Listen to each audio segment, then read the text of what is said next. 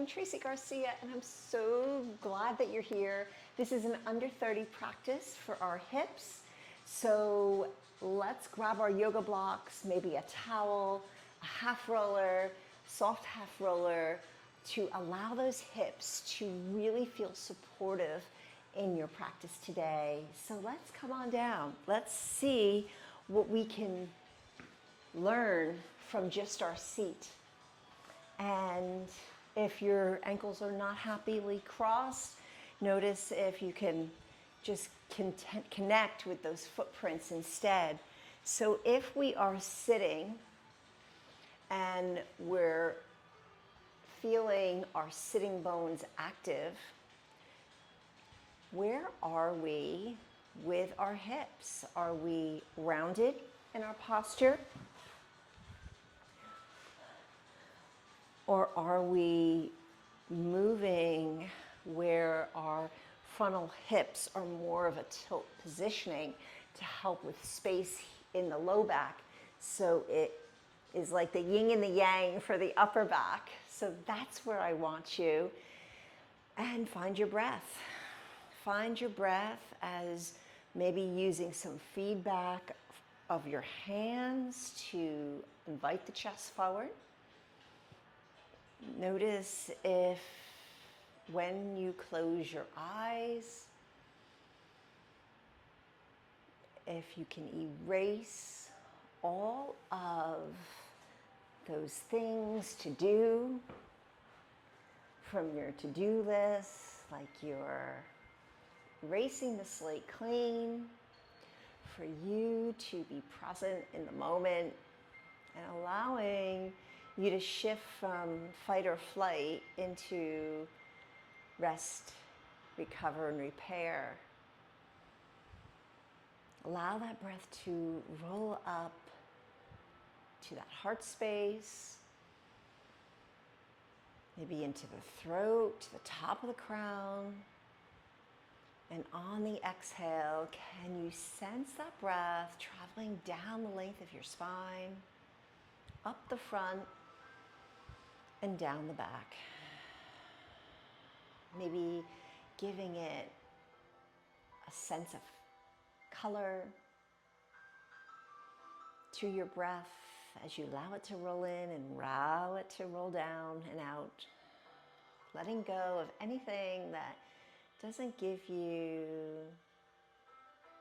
joy, anything that doesn't give you to being your best self. Invite the shoulders down the back and maybe even become more active in your seat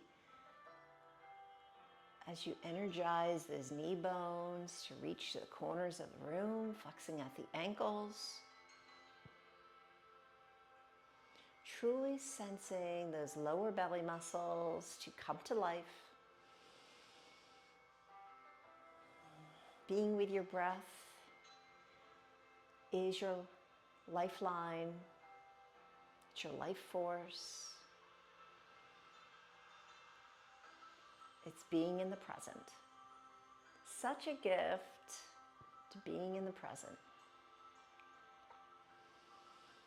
And then bringing those hands to that heart space, interlacing the fingers, and create that stretch overhead, pulling back those fingers.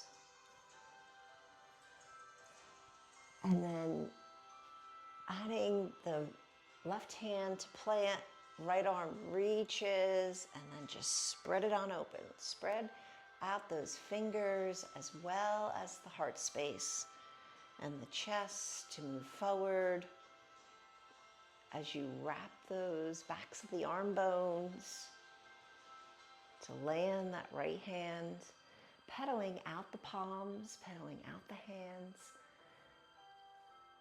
And see if you lean back, maybe gripping and tenting those fingers here to let the heart space lead the way.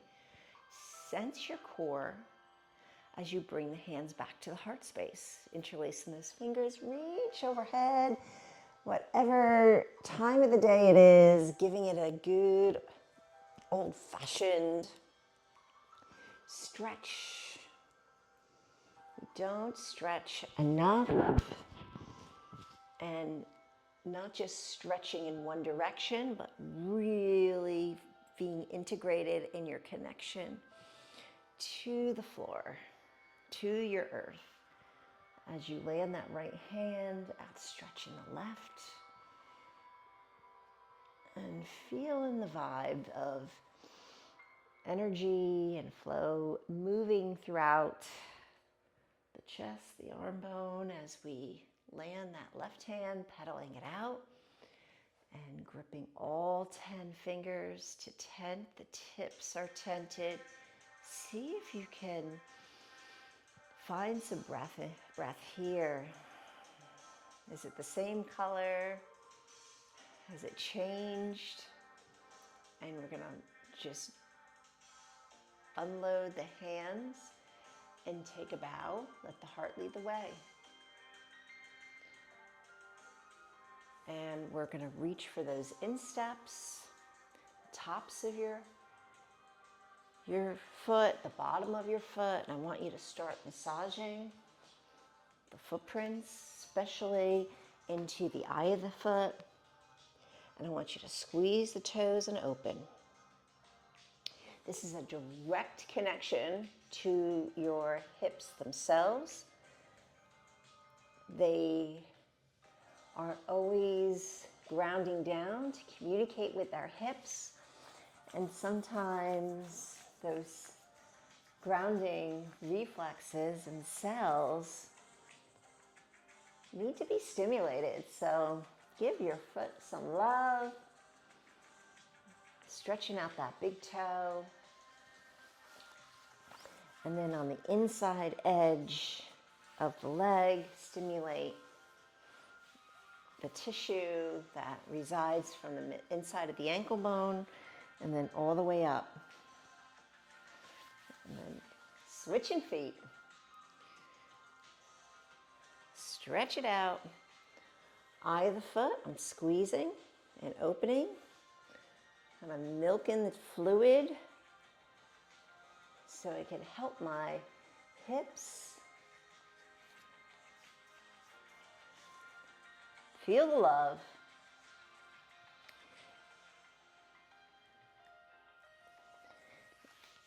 And then stimulate. Don't aggravate. Less is always more. Different touches and different feelers are awesome. And then I want you to hold on to those insteps, grow long in your spine, and then maybe coming through into quadruped. Any way that you get here is okie dokie. And I want you to push demand of the ball mounds of your feet. I'm going to just turn to my side. And your forearms are down to touch your elbows. All 10 fingers are gripping here. And I want you to notice how the ball mounds, when they're pushing down, if you can spin out the heels to feel a stretch in those hips while the fingertips are doing their thing too. A lot going on here, but we're hanging and holding. Find your cow for 10, 9, 8, 7, 6, 5, 4, 3, 2, and unbend those elbows so you're on your hands. Toes continuously press throughout. And eye gaze looks up. Maybe even feeling a stretch sensation up the front line of the body. Left foot is going to step forward. Unload the left hand to float. And I want you to notice if you can gravitate that heel bone outside and inside. And notice if there's some feedback of your hip to feel that connection from that heel bone. We're going to keep that heel bone more Dorothy clicking on the inside as we reach. And then thread that left hand through, add that reach, and thread it through. And this time as we reach, I want you to float the hand back to the tailbone and use those 5 fingers on the right to open it up. See if you're getting a nice, lovely stretch back here. And using that breath, we're going to unload that back knee. And both hands connect into the tailbone, rebending that right knee as we lift up. See if we're using a little bit more energy into the heels and that ball mound of the back foot. And we're spreading open the heart space even more so. Hang here for 10, 9, maybe closing your eyes.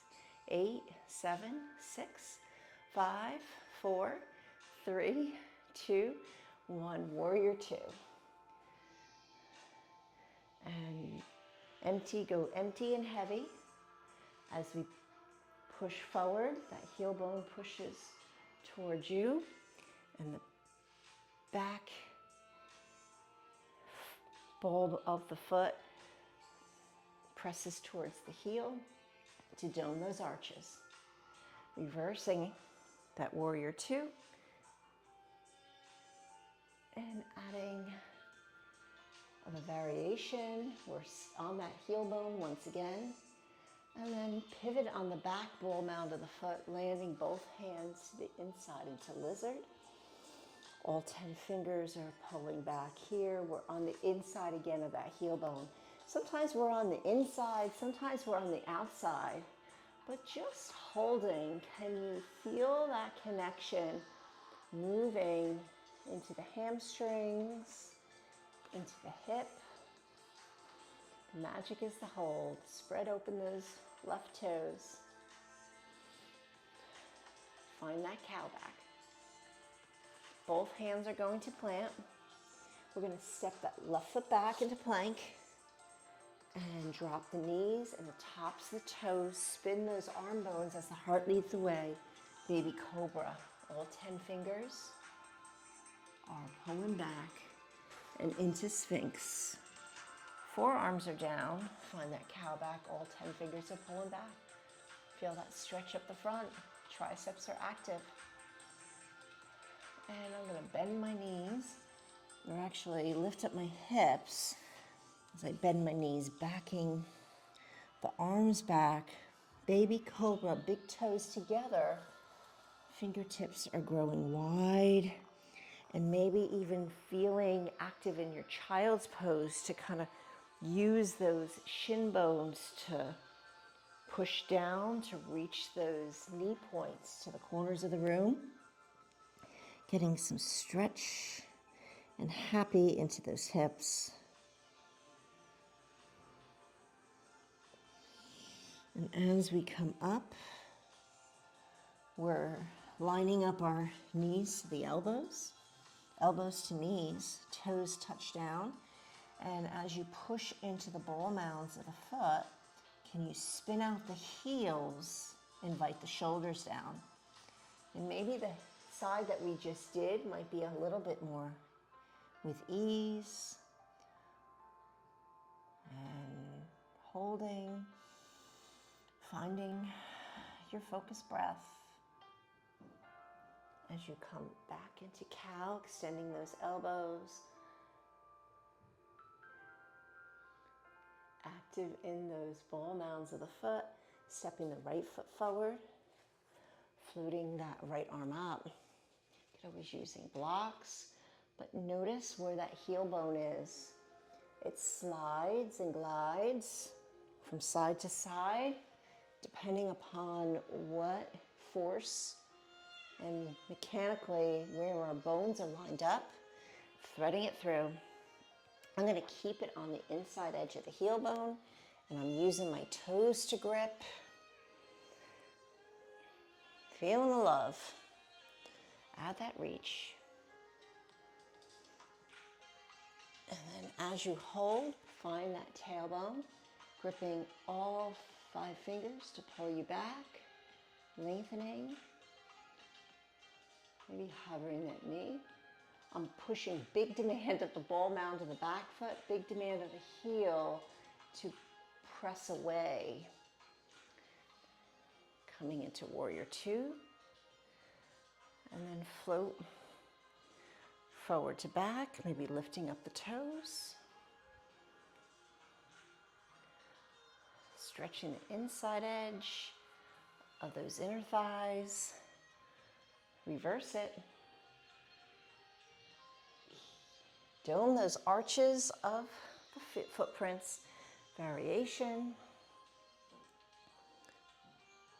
Spinning that back ball mound of the foot to rebend the knee, landing into lizard. And see if you can be very demanding of that heel bone to push away. And each and every time you do that, it's creating a pathway of least resistance. So anytime you need to fire the hips to help you with stability and balance, they're already there.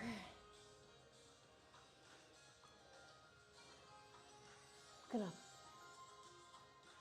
pick up the back knee, stepping that right foot back into plank. Find your plank and use the ball mounds of the feet to pedal. And I want you to tilt the pelvis so you're making the full communication of foot to hip each and every time. Find your down dog, gripping all 10 fingers. All these rules of the road are all throughout. We're going to rise up onto the ball mounds of the feet and then dropping. Not that the heels land, but just feel how the ball mounds have big time connection to those lowest of belly muscles. And then this time as we lift those heels, grip those fingers, moving into plank, heart spaces between the thumb pads. You can always drop the knee or lower it on down. Let the heart lead the way. Baby cobra, or maybe upward dog. So with upward dog, those hips feel very closed. Feel that difference?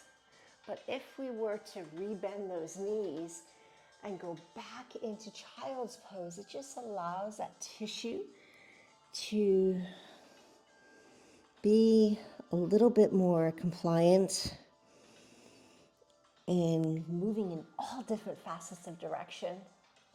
Pretty cool, pretty cool. And the way that we move and groove, ball mounds press down. And I want you to honor maybe a little puppy pose with the forearms down. You can back up those elbows. And both ball mounds are pressing away and spinning out those heels. And notice if you found this working its magic as you tilt forward and then bring it on back. Try that again, tilting forward and bringing it on back. And all the while, our hips are feeling the love.